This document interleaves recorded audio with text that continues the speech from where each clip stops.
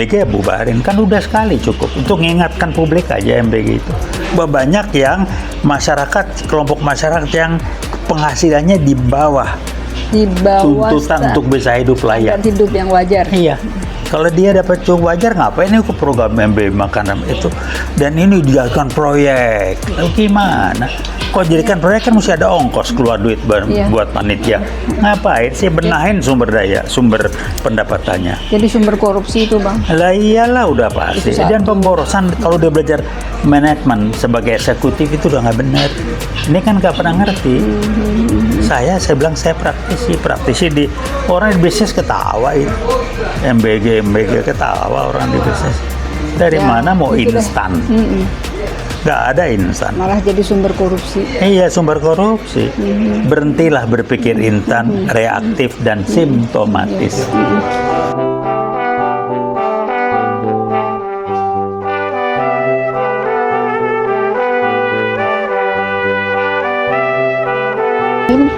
Assalamualaikum warahmatullahi wabarakatuh. Waalaikumsalam warahmatullahi wabarakatuh. Alhamdulillah, kali ini kami kembali Watch.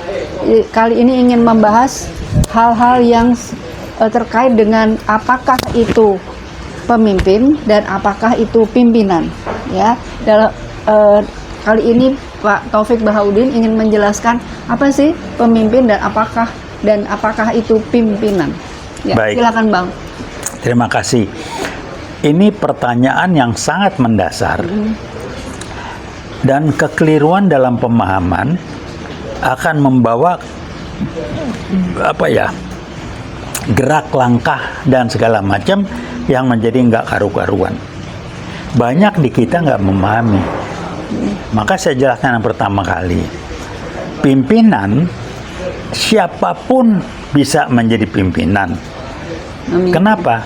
Karena pimpinan adalah orang yang diangkat oleh lingkungan di mana dia berada, bekerja, segala macam untuk dalam posisi yang tinggi yang menentukan itu pimpinan. Dia punya wewenang ini memutuskan segala macam. Kalau pemimpin itu kualitas manusianya untuk memimpin. Nah, kualitas apa? Secara sederhana dan praktis, kualitas pemimpin yang baik adalah kualitas orangnya yang mampu membuat orang lain terhadap dia trust dan respect, percaya dan hormat. Itu pemimpin. Kalau pimpinan nggak butuh itu, pimpinan butuh formalitas, dia diangkat jadi pimpinan. Diangkat oleh yang lebih tinggi. Yang berwenang. Nah, udah itu aja. Di kita campur aduk. Gitu ya Bang ya? Campur aduk. Jadi contoh, DPR, pimpinan DPR itu pimpinan DPR, bukan pemimpin DPR. Pemimpin tidak harus dalam satu organisasi. Itu kualitas manusianya. Nah, di kita sumber masalahnya adalah kualitas pimpinan ini bukan kualitas pemimpin. Tetapi kualitas cuman birokrasi organisasi. Jadi pakai wewenang, tapi dia bukan orang yang dihargai, orang yang mampu membuat orang lain trust dan respect. Jadi itu aja. Ini contoh nih DPR. Mampu membuat orang lain trust and respect terhadap dirinya. Kenapa? Iya. Gitu kan ya. Nah, sekarang contoh pimpinan DPR. Iya. Tapi bukan pemimpin. Dia bukan pemimpin, tapi dia pimpinan. Mendapat wewenang untuk mengkoordinir sejumlah orang. Iya, dapat wewenang formal bla bla bla. Kalau pimpinan itu kualitas dirinya. Di kita siapa yang punya kualitas itu yang sudah tampil? Saya nggak berani komentar. Nah, selama mikirnya masih menyamakan dan menganggap kalau dia jadi pimpinan, maka dia menjadi pemimpin, itu kesalahan besar dan sangat bodoh. Itu nggak pernah belajar. Saya bisa menjelaskan, kebetulan saya belajar gituan. Dulu saya ngasih kuliah itu, saya menerapkan dalam praktek di kegiatan, berbagai kegiatan. Orang nggak biasa menyamar, nggak sama. Tidak otomatis bahwa. Nggak otomatis. Kalau pemimpin kualitas orang, nggak ada yang angkat kalau pemimpin. Kalau pimpinan diangkat. Nah, harusnya orang yang diangkat sebagai pimpinan harus juga punya kualifikasi sebagai pemimpin. Pemimpin yang gimana? Saya pakai istilah pemimpin yang cerdas. Apa yang cerdas? Arti pemimpin yang cerdas berbasiskan kecerdasan spiritual dengan niat baik. Bukan pemimpin cerdas hanya berbasiskan kecerdasan intelektual. Sarjana, profesor, doktor itu kecerdasan intelektual. Kenapa bukan? Kontribusi kecerdasan intelektual terhadap kualitas manusia maksimal 20%. Kalau positif. Kontribusi terhadap kualitas manusia terhadap Kontribusi kecerdasan intelektual manusia terhadap apa yang dilakukan, terhadap kualitas dia maksimal hanya 20%. Terus yang 80% apa? Yang minimal 80% adalah cerminan refleksi gambaran dari kualitas kecerdasan spiritual dan emosional. Kecerdasan spiritual dan emosional yang minimal 80% ini, minimal 60% adalah kontribusi kecerdasan spiritual. Yang 60%? Minimal. Jadi kalau orang yang nggak beres, nggak bener yang mimpin, SQ-nya atau kecerdasan spiritualnya jongkok, maka dia ngaco. Kalau basis kita memimpin, basisnya kecerdasan intelektual, maka transaksional. Gua dapat apa? Kalau spiritual itu niat segala macam. Tulus ya bang? Tulus, dan dia memang bukan kepentingan pribadi. Itu bedanya. Di kita banyak pimpinan SQ-nya jongkok. Contoh Jokowi, SQ-nya jongkok, saya baca ada kelakuan. Kalau SQ yang tinggi itu tulus, nggak ada apa itu. Jokowi kan intelektual itu.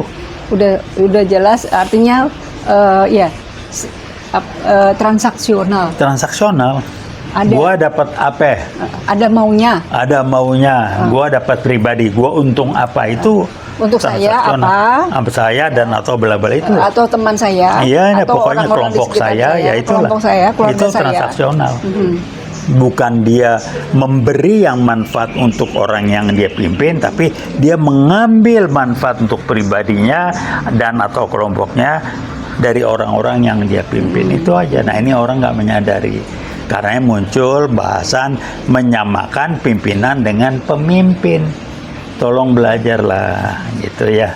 Jadi karena kalau transaksional, maka keuntungannya untuk dia. Dia dan atau golongannya, kelompoknya. Bahwa itu akan merusak, mengganggu. Nggak ada urusan. Itu tidak menjadi perhatian ya? Bukan nggak perhatian, nggak ada urusan. Karena yang penting dia atau kelompoknya untung.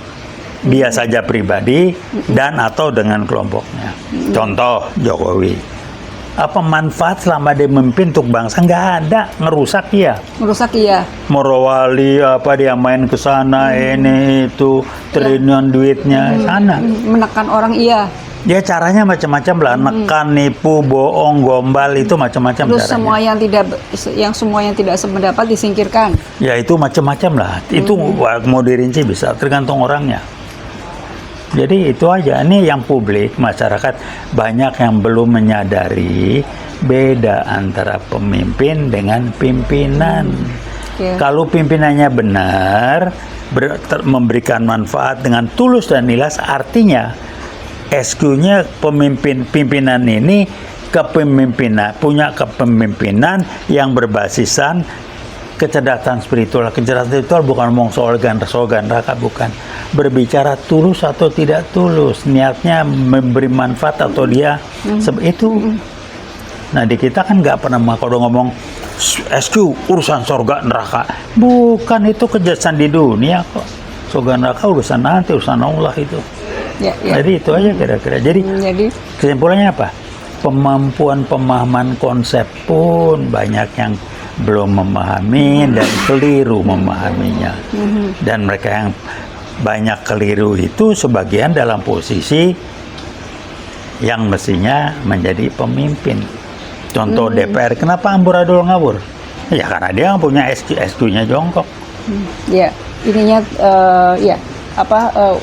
nggak ada, tidak tulus ya, tapi tidak transaksional. Tulus, itu ada, saya lupa namanya dari DPR. Dia kalau nggak salah latar belakangnya artis, dia berhenti dan minta mundur. Dia merasa berdosa. Oh iya, kayak seperti Pak ini almarhum Sofyan Sofian kan? Mundurnya masih hidup, saya lupa namanya. Dia mundur. Artis dari dunia artis lah. Saya lupa namanya. Saya baca di medsos. Waduh, mundur. Saya nggak tahu laki. Jadi itu gambarannya. Di kita kan nggak ngerti konsep. Kenapa edukasi nggak bener? Maaf, saya orang yang menentang MBG jadi program bangsa, nggak bener. Mindset dibenahin. MBG cuma buat awal aja boleh menyadarkan, tapi jangan jadi program keluar biaya, jadi program negara. Bagaimana MBG program negara? Bukan menyelesaikan sumber masalahnya, tapi simptomnya. Masih makan itu udah nggak bener. Orang bukan dikasih makan. Kalau mau sanggup ngasih makan sekian ratus juta rakyat kasih makan. Itu yang nggak mampu berapa? Saya nggak tahu berapa persen masyarakat bangsa ini yang pendapatannya sangat di bawah tuntutan untuk dia bisa hidup layak. Itu yang bukan dengan solusi, bukan instan. Benahin itunya. Di kita kan mental instan. Yang dibenahin ada penghasilan orang tua atau penghasilan, penghasilannya bulan itu yang warga dibenahin. negara. Contoh pegawai negeri, TNI Polri gajinya berapa? Cukup layak, wajar buat hidup sebulan? Nggak wajar, itu dibenahin dulu. Maaf, ada Menteri Keuangan zaman dulu nggak mau berpikir buat dia yang penting jalan.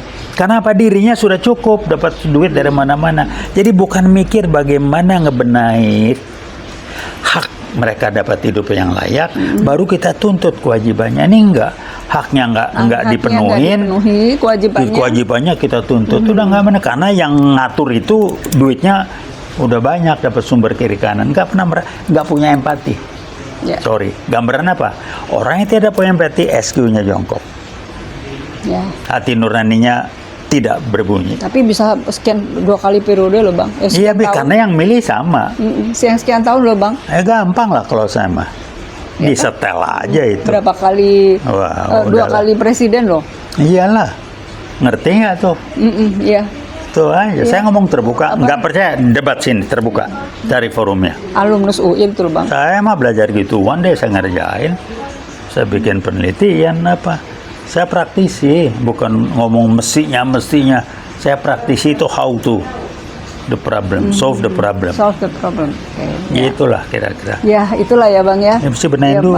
Jadi banyak nih yang mesti dibenahi, dan itu semuanya adalah kerjaannya Kementerian Dalam Negeri.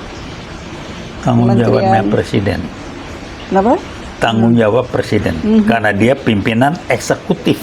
Gitu ya Bang. Menteri-menteri ada yang membantu dia. Jadi jangan dibolak-balik. Kita Presiden itu pimpinan eksekutif. Ya, idenya harus datang dari Presiden. Harus ya? dia mau benahin. Nah, saya lihat langkah Pak Prabowo udah oke. Udah oke. Saya lihat langkahnya benar. Dia benahin segala macam yang nggak beres itu. Dan ini tidak instan, tidak dalam hitungan bulan, mungkin butuh 1-2 tahun. Tapi balik lagi, MBG-nya gimana Bang? MBG ya bubarin, kan udah sekali cukup. Untuk mengingatkan publik aja MBG itu. Banyak yang masyarakat, kelompok masyarakat yang penghasilannya di bawah tuntutan untuk bisa hidup layak. Hidup yang wajar. Iya. Kalau dia dapat cukup wajar, ngapain ini program MBG makanan itu?